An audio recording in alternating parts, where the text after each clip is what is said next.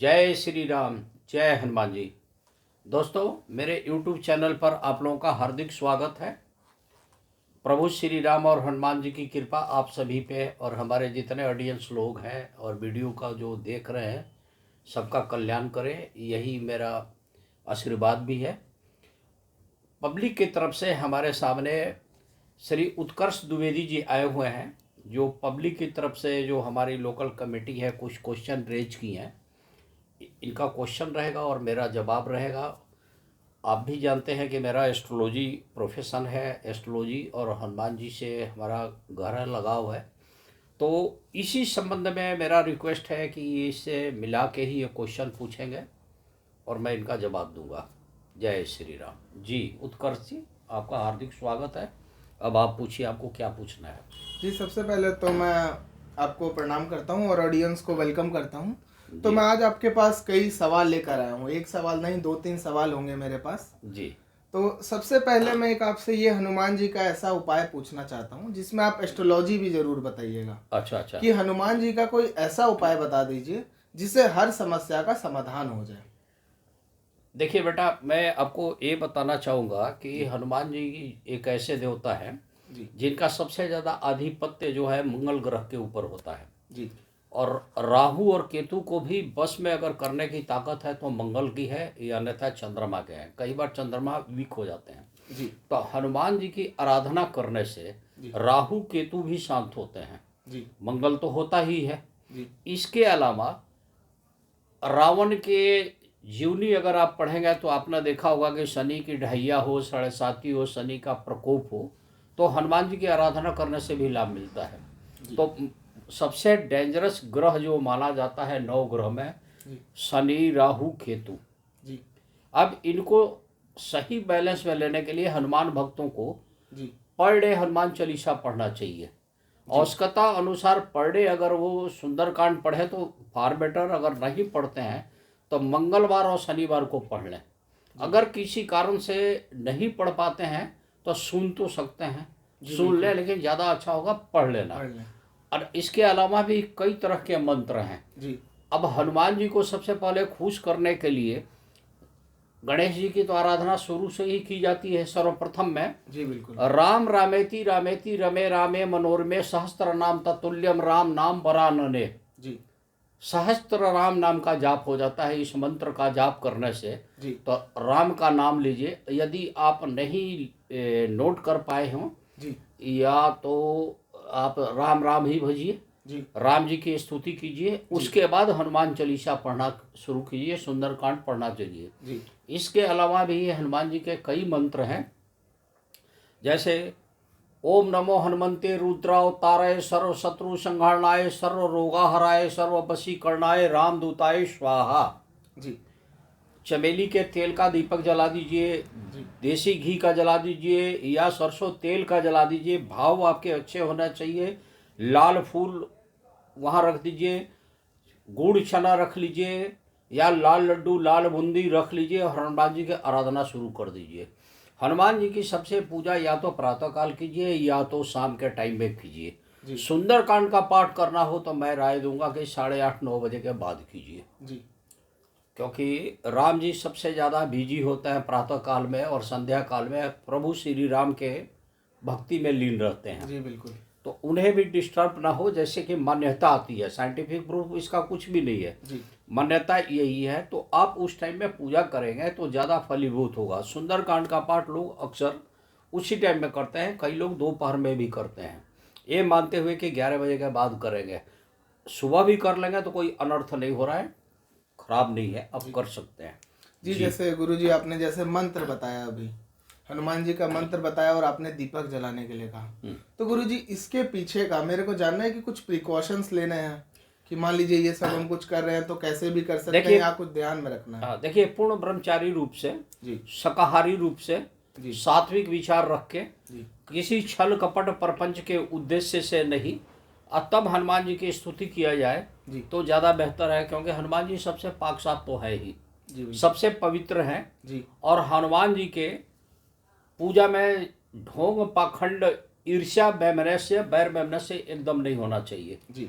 आपकी हनुमान जी सुनवाई करेंगे। हनुमान जी राम भक्तों की सबसे ज़्यादा प्रायोरिटी देते हैं। जी तो पहले आप राम जी के भक्त बनिए, राम की तरह मर्यादित बनिए, आचरण शुद्ध रखिए, और तब आप उनका जाप करना शुरू कीजिए। राम जी अवश्य सुन लेंगे, हनुमान जी भी सुनेंगे। जी जा पर कृपा राम की हुई, ता पर कृपा करे सब कोई। जी आपके ऊपर कृपा ही सब ग्रह, चाहे सभी लोग तभी करेंगे जिस पर राम जी की कृपा होगी। क्योंकि आप ध्यान रखिएगा, बिन हरि कृपा तृण नहीं डोलत। जी चाहे कितना भी आप 52 वीर हो, कोई भी बड़ा पहलवान हो, कहीं के भी बाहुबल हो, प्रभु श्री राम राम जी के आगे आप बलिष्ठ नहीं है। जी आपका सब काम बिगाड़ देंगे। अगर आप हनुमान जी के शरण में हैं, कोई भी बाल बांका नहीं कर सकता है।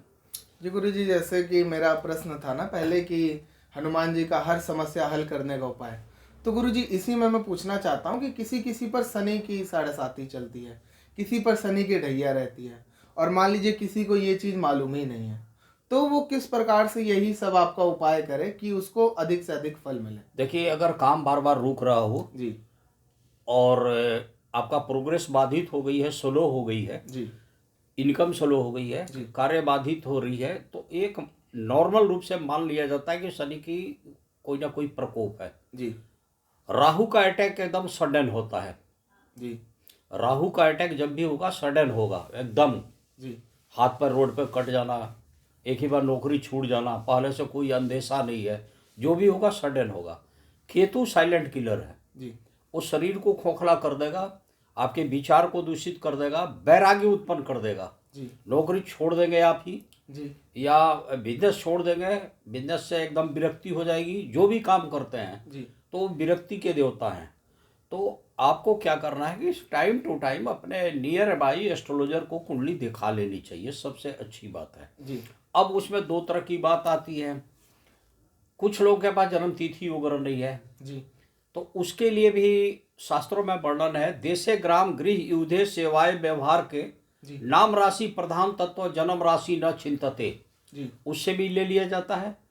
जो एस्ट्रोलॉजर प्रश्न लगन से भी ले लेते हैं। जी मोस्टली एस्ट्रोलॉजर जो है पामेस्ट्रियन भी होते हैं, हस्तरेखा से भी देख लेते हैं। जी कई लोग प्रश्न लगन से इससे भी देख लेते हैं, कई लोग फोरहेड भी देख लेते हैं। जी आइडिया लगा ली जाती है, प्लस क्वेश्चन से मैचिंग करके और उसका जवाब बताया जाता है। जी सबसे बढ़िया प्रिडिक्शन होती है जिनकी डेट ऑफ बर्थ एक्यूरेट पता हो, उसमें ना शक की गुंजाइश कहीं से भी नहीं रहती है। जी ठीक है जी और बताइए।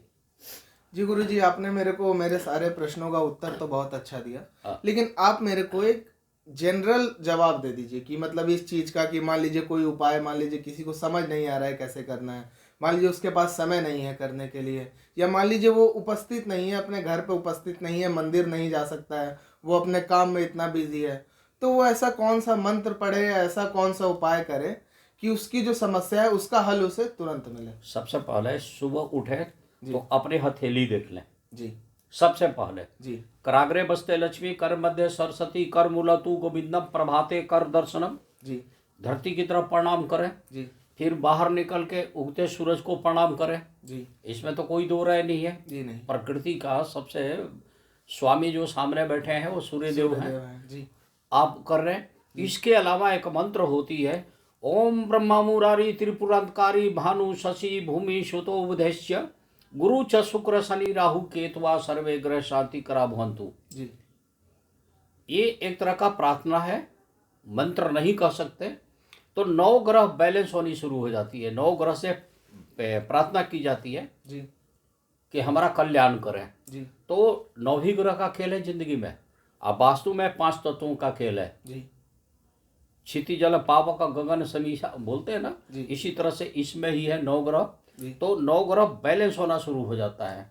एक तो ये है। जी इसके अलावा आप अपने इष्ट देव को याद करें, हाथ जोड़ के मंदिर में जाएं जो आपके घर के हैं। जी अगर बिल्कुल टाइम नहीं है, आपाधापी की जिंदगी चल रही है, जी तो बिल्कुल ऐसे कर लें और दिल से जय श्री राम जय हनुमान जी, जय श्री राम जय हनुमान जी बोलते हुए जाए। जी तो मैंने आपको बोला सबसे पहले हथेली देखना, जी दूसरा मैंने बोला कि आप धरती माँ को प्रणाम करें, जी उगते सूरज को प्रणाम करें, जी अपने घर के मंदिर के देवी देवता को प्रणाम करें, जी श्री राम जी का नाम का जयकारा लगाएं, जी हनुमान जी की जयकारा लगाएं। जी उसके बाद आप घर से चले जाइए। ये सब तो चीज़ है। नवग्रह का मैंने बता ही दिया। जी। नवग्रह बैलेंस हो तो उसका आप पूजा कीजिए, चाहे उसका जाप कीजिए, जी बिल्कुल। आप हो जाएगा। जय हनुमान संत हितकारी, सुन ले प्रभु अर्ज हमारी, जन के काज विलम्ब न कीजिए, आतुर दौरी महासुख देंगे। जी ये प्रसंग है बजरंग बाण का। जी बजरंग बाण जनरल केस में नहीं किया जाता है, लेकिन जो भी जन समुदाय का कोई काम है उसमें कोई विलम्ब न हो जी तो हनुमान जी की ही स्तुति कामयाब होगी। जी ठीक है जी बिल्कुल। आपने मेरे को जितने भी उपाय बताए, आपने मेरे को जितने भी मंत्र बताए, उससे तो मैं पूरा संतुष्ट हूँ। आशा करता हूँ कि हमारी ऑडियंस जो है, जो हमारी वीडियो देख रही है, जहाँ जहाँ तक हमारी वीडियो जा रही है, वो लोग भी इन उपायों को करें और अपनी ज़िंदगी में अपना कर देखें। तो धन्यवाद गुरुजी आपका। जय श्री राम, जय हनुमान जी। आप सबका कल्याण हो। आप लोग हमारे यूट्यूब को फॉलो करते हैं, देखते हैं, इसका लिए आपका बहुत बहुत आभार। और मैं हृदय से प्रभु श्री राम और हनुमान जी से यही प्रार्थना करता हूं कि आप सबका कल्याण करें, आपका परिवार और आप लोग सुखी रहें और आप लोगों की रातों रात उन्नति होती रहे। जय श्री राम। जय